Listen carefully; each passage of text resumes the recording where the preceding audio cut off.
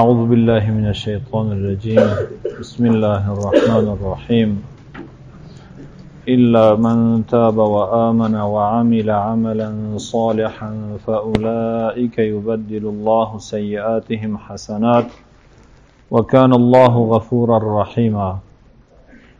برادران محترم و دوستان گرامی، درس امروز ما و شما پیرامون ارکان و شرایط توبه می باشند، یا به عبارت دیگر یک توبه درست و یک توبه نصوح چی شرایط و ارکانی دارد.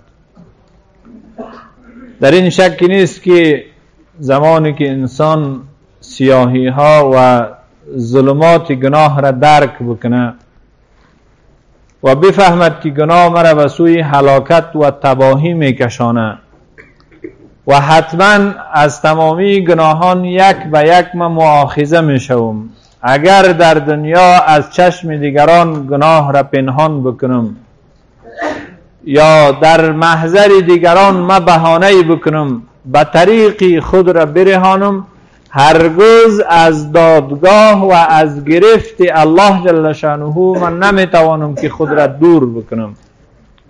الله جل شانه در روز قیامت به عنوان قاضی هست که خودش شاهد بوده، نه تنها شاهد بوده بلکه حتی انگیزه های درونی ما را هم میدانه، انگیزه های درونی ما را هم میدانه. ما در محضر قاضی های دنیوی میتونیم که یک چیزی را بپوشانیم، قاضی های دنیوی از دل ما آگاهی نداره، اما در محاکمه الله جل شانه چنان قرار میگیریم که حتی دلمان، وجودمان، تمامی اعضای بدنمان میتونه که به ضرر ما شهادت بده و آن چیزی را که حقایق بوده برملا بکنه و آشکار بسازه. پس یگانه راهی که انسان میتونه از شر گناهان خود را برهانه و خلاص بکنه او فقط و فقط توبه خالصانه و توبه نصوح است.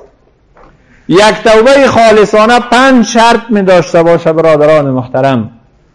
شرط اول ندامت و پشیمانی.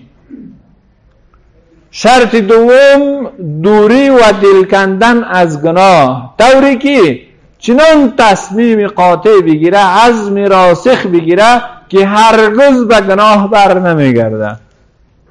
شرط سوم دوری از مکانی که انسان را به گناه میکشانه و افرادی که انسان را به طرف گناه میبره. شرط چهارم عمل صالح و جبران گذشته، یعنی نقص و کمبودی های گذشته را باید با عمل صالح انسان جبران بکنه، در رفتار و عملش توبه را نشان بده. و شرط پنجم اگر حق العبد باشه باید انسان حلالیت و معافی بطلبه. خب شرط اول این است که انسان باید از ته دل ندامت و پشیمانی احساس بکنه و این آغاز توبه هست، این دریچه توبه هست. تا زمانی که انسان از ته دل ندامت و پشیمانی احساس نکنه، توبه از او یک توبه درست و یک توبه نصوح و خالصانه نیست.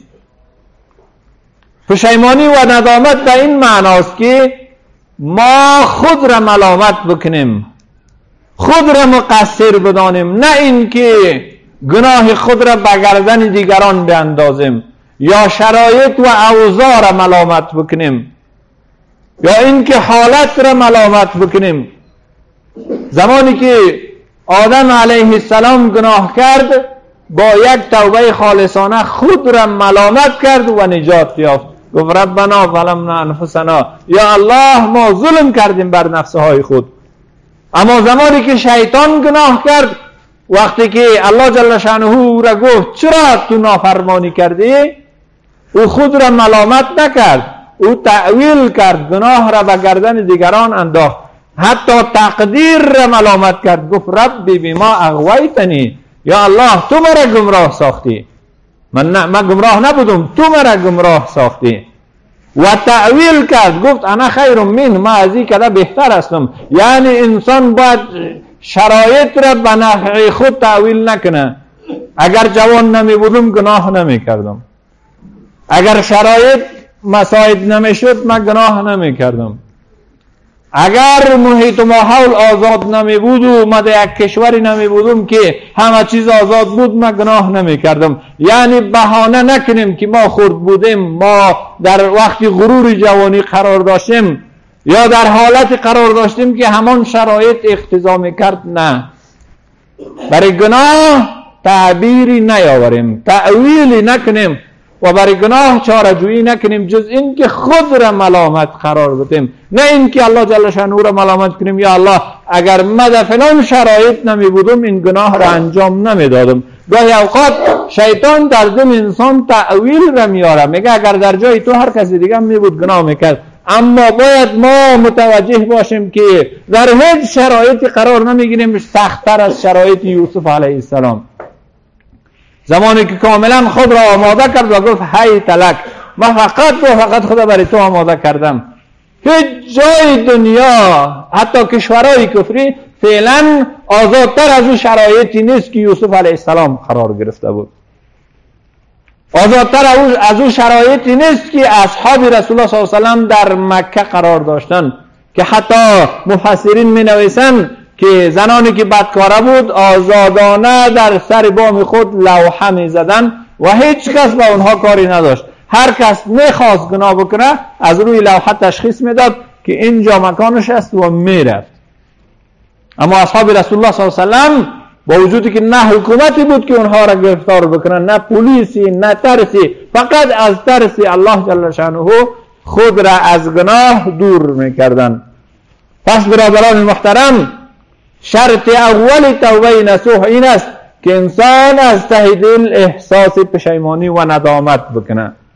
در مقابل الله جل شأنه خود را بسیار شرمنده احساس بکنه، بسیار احساسی کمی بکنه، احساس نقص بکنه و از زیر دل پشیمانی بکنه و بگویه اللهم رب انی ظلمت نفسی ظلما کثیرا. ادعایی است که رسول الله صلی الله علیه وسلم در اتحیات در قعده میخواند. یا الله من خودم بر بالای نفس خود ظلم کردم، ظلم بسیار زیاد، ظلما کثیرا، و ظلم بسیاری کردم. شرط اول توبه ندامت و پشیمانی. برای گناه باید عذر و بهانه نتراشیم به هیچ وجه. نقص از خود ما بوده، تقصیر از ما بوده و ما بودیم که به طرف گناه رفتیم. نه تقدیر را ملامت بکنیم، نه شرایط و اوضاع را ملامت بکنیم، نه محیط و سرزمین را. شرط دوم توبه نصوح این است که انسان تصمیم بگیره که هرگز به گناه بر نمیگرده. از گناه باید دوری بکنه، کاملا دل بکنه. حتی علی رضی الله عنه میگه که هرگاه امو گناهی را که انجام داده بود یادش بیایه در ته دل احساس لذت نکنه، احساس نفرت بکنه، بیزار باشه از اون کاری که قبلا انجام داده. علی رضی الله عنه میگه اگر تو باز هم توبه کردی و از ته دل یک کمی احساس لذت میکردی از اون گناه، بدون که تا هنوز توبه تو قبول نشده و تو توبه نصوح انجام ندادی. عمر رضی الله عنه، عبدالله ابن مسعود و ابی بن کعب رضی الله عنهم اجمعین، اینها میگن انسان در وقت توبه چنان تصمیم قاطع بگیره که هرگز به گناه بر نمیگرده، چنانچه که شیر را به پستان دوباره برگرداندن ناممکن است. یعنی اینقدر از گناه دل بکنه، فراری شود، خود را متواری احساس بکنه، کاملا از گناه دل بکنه و در مقابل گناه یک نفرت را احساس بکنه، یک نفرت را ایجاد بکنه که هرگز دیگه به او گناه بر نگرده. این شرط دوم هست.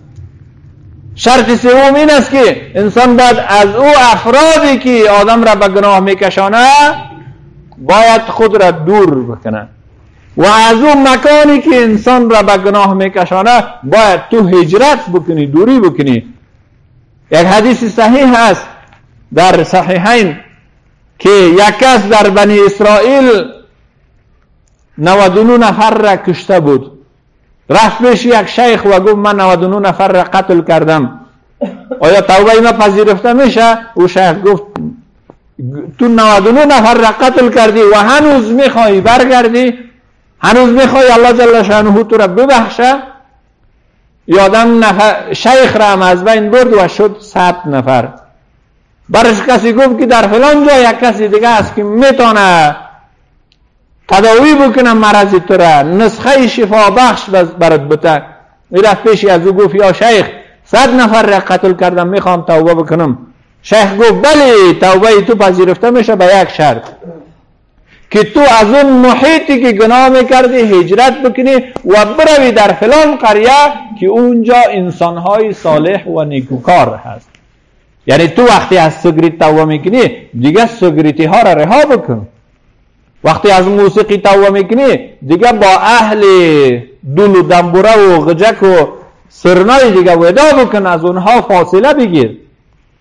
تو وقتی از زنا، از چشم چرانی تو توبه میکنی، با او کسانی که این زمینه را برای تو مساعد میکنن و تو را تشویق میکنن تو دیگه فاصله بگیر. تو وقتی که میخواهی از سود خود را نجات بدی دیگه از معاملات گروی و از بانکهای سودی از اینها خود را نجات بده، دور بکن. و او شخص را اینجا برش این شیخ گفت که تو میتونی به فلان قریه بروی که اونجا انسانهای صالح هست. یعنی محیط صالح و محیط ایمانساز انسان را خوب میسازن. تو باید در محیط ایمانساز، در میان افراد ایمانساز قرار بگیری تا تو صالح شوی. هرگاه در میان انسانهای بدبخت قرار گرفتی دوباره تو رو میکشانن. من چند سال پیش یک ویدیو را دیدم از یک معتاد، او داستان خود را قصه میکرد، درجه ماستری هم داشت. گفت من از معتادی توبه کردم، حتی 2 سال دیگه برنگشتم. یک وقتی گفت جای کار داشتم از پل سرخ میگذشتم، همین که از سر پل تیر شدم دوباره تمامی امو احساسات معتادی آمد در وجود من و مرا مجبور ساخت که دوباره برم زیر پل یک دود بکشم. حالا بعد از 2 سال توبه دوباره ما برگشتم. یعنی محیط انسان را میکشانه. اگر میخوای از گناه توبه بکنی بعد از اون محیط، از اون افراد خود را دور بکنی. علت چی بود که الله جل شانه رسول الله صلی الله علیه و و اصحاب را گفت شما از مکه خود را بکشین به مدینه؟ چرا؟ در مکه دیگه جای اصلاح نبود، کسانی نبودن که اصلاح شوند، تمامی دریچه های رحمت بسته شده بود و در مدینه افرادی بودن که میخواستن اصلاح شوند، میخواستن مؤمن باشن. و بعد هجرت بکنیم در میان افرادی که مؤمن هستن. پس مسلمان ها در هر جایی که زندگی میکنن باید دنبال یک مکان سالم. اگر میخوایی که فرزندانت سالم باشه باید دنبال یک محیط و یک محله و یک مسجد سالم. اگر میخوایی که اولاد و نسل درست باشه باید تو در یک محیط سالم کوچ بکنی. او محیطی که همسایه تو فاسد باشه، او محیطی که هم کوچگیای تو فاسد باشه، او محیطی که در اون محله افراد مفسد زیاد باشن، محال است که تو خود را حفظ بکنی. هجرت نیاز هست از دار الفساد به دار الاصلاح، از دار الکفر به دار الایمان، از دار الظلم به دار العدالت. تنها هجرت اون نیست که رسول الله صلی الله علیه و آله انجام داده. ما و شما هم هجرت های فرعی داریم که باید انجام بدیم. خب انشالله شرط 4 و شرط 5 را پیرامون توبه نصوح در هفته بعدی یا در همین هفته روز 4 شنبه انشالله بیان میکنیم. الله جل شانه به ما و شما توفیق نصیب بکنه تا هر چیز زودتر تصمیم بگیریم و از شر گناهان خود را رها بکنیم. سبحانك اللهم و بحمدک، نشهد ان لا اله الا انت، نستغفرک و نتوب الیک. جزاکم الله.